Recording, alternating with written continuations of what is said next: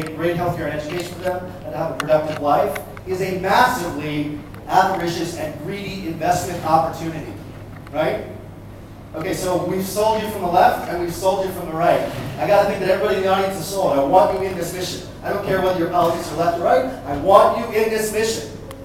All right? So let's take an example. If I'm trying to solve AIDS problems in sub-Saharan Africa, and in the earlier presentation that was one of the places where there are the highest infant mortality rates right now, how can you do that? Well, right now, the Gates Foundation is trying to do a lot of really excellent work in providing healthcare and education initiatives to those countries. However, they only have a couple $100 billion to go after, right?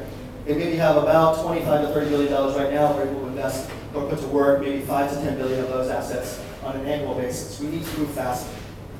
All right, so could you set up an experiment where you basically create this financial security which mimics the economic output of the nation of a country, say, let's say Botswana, where there might be a very high incidence of AIDS, right? And instead of trying to take the drugs that you normally price at markets for the developing world and figuring out how you can make them a tenth of the cost or a hundredth of the cost, let's just say you give them away, right? When you give them away in exchange for the economic upside in that nation's output, right, over the long term. If you were able to increase the lifespan of that country on average by 10 years, what would that do to the economic output of that country?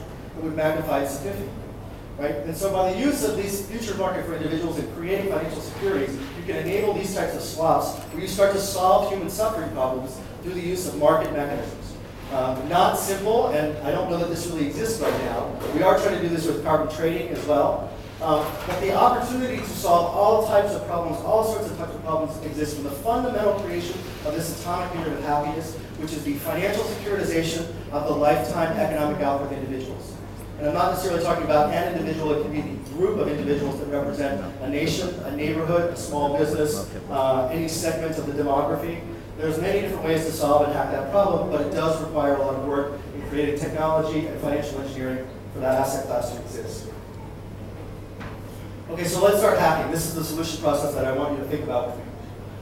So we've talked a little bit about individual economic features. Let's talk about small business equity.